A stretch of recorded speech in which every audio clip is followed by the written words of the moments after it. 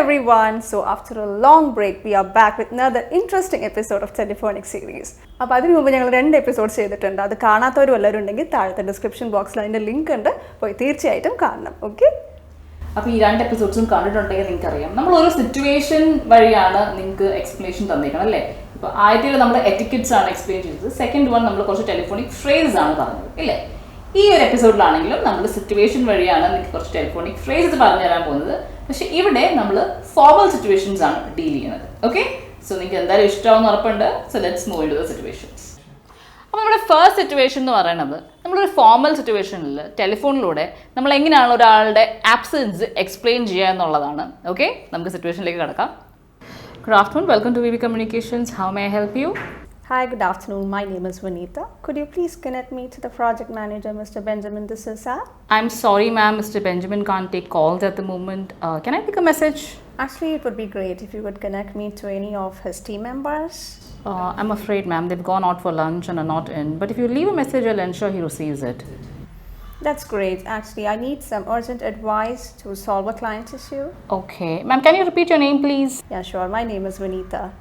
Okay. Thank you so much, ma'am. I'll pass the message. Thank you. Have a great day. You too, ma'am. Pleasure. അപ്പോൾ ഈ ഒരു situation നിങ്ങൾ കണ്ടില്ലേ.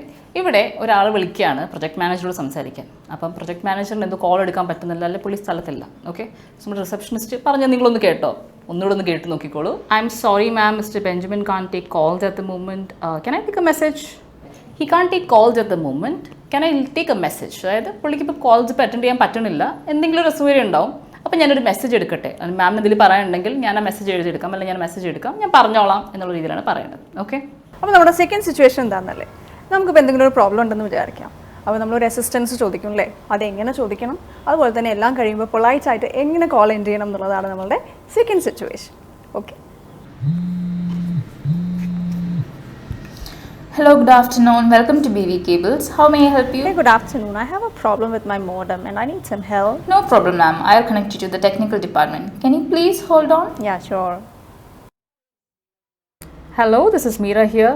Ma'am, I heard you have a problem with your modem. Can I know exactly what the problem is?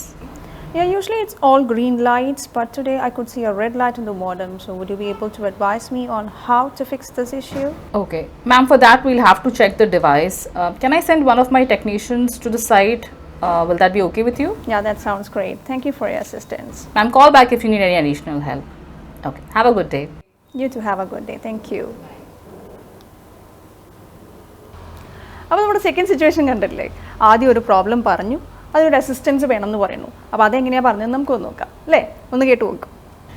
Hey, good afternoon. I have a problem with my modem and I need some help. അപ്പോൾ ആ problem പറഞ്ഞപ്പോൾ എന്താ പറഞ്ഞത്, റിസപ്ഷനിൽ നിന്ന് അവർ പറഞ്ഞു അല്ലേ, ഇത് technical ഡിപ്പാർട്ട്മെൻറ്റിലേക്ക് transfer ചെയ്യേണ്ട പ്രോബ്ലമാണ്, സോ ഒന്ന് ഹോൾഡ് ചെയ്യുമോ എന്ന് ചോദിച്ചു. അപ്പോൾ അതെങ്ങനെയാണ് ചോദിക്കാമെന്ന് ഒന്ന് ശ്രദ്ധിച്ച് കേൾക്കണം കേട്ടോ. No problem, ma'am. I'll connect you to the technical department. Can you please hold on? അപ്പോൾ ഇനി ആ ടെക്നിക്കൽ ഡിപ്പാർട്ട്മെൻറ്റിൽ നിന്ന് ഒരാൾ വന്ന് ചോദിക്കുകയാണ് എന്താണ് ഇഷ്യൂ എന്ന് ചോദിക്കുമ്പോൾ നമ്മളുടെ പ്രോബ്ലം പറഞ്ഞിട്ട് ചോദിക്കുകയാണ് ഈ ഒരു ഇഷ്യൂ സോൾവ് ചെയ്യാനായിട്ട് ഒന്ന് അഡ്വൈസ് ചെയ്യാൻ പറ്റുമോ എന്ന് ചോദിക്കണം അല്ലേ. അതെങ്ങനെയാണ് ചോദിക്കണത്, ഒന്ന് കണ്ടു നോക്കൂ. Would you be able to advise me on how to fix this issue? അപ്പോൾ പ്രോബ്ലം പറയുമ്പോൾ അവർ പറയാണ് ഇത് സൈറ്റിൽ വന്ന് നോക്കിയാലേ ശരിയാവുള്ളൂ, അപ്പോൾ ഞങ്ങളൊരു ടെക്നീഷ്യനെ അങ്ങോട്ട് വിടാമെന്ന് പറയുന്നു അല്ലേ. അപ്പോൾ ഉടനെ തന്നെ ഈ കസ്റ്റമർ എന്താ പറയുന്നത്, താങ്ക് യു എന്ന് പൊളൈറ്റ്ലി പറഞ്ഞ് കോൾ അവസാനിപ്പിക്കുകയാണ്. അതിനെന്താ പറഞ്ഞത്, thank you for your assistance എന്ന് പറയുന്നുണ്ടല്ലേ, ഒന്ന് ശ്രദ്ധിച്ച് കേട്ടു നോക്കൂ കേട്ടോ. Yeah, that sounds great. Thank you for your assistance.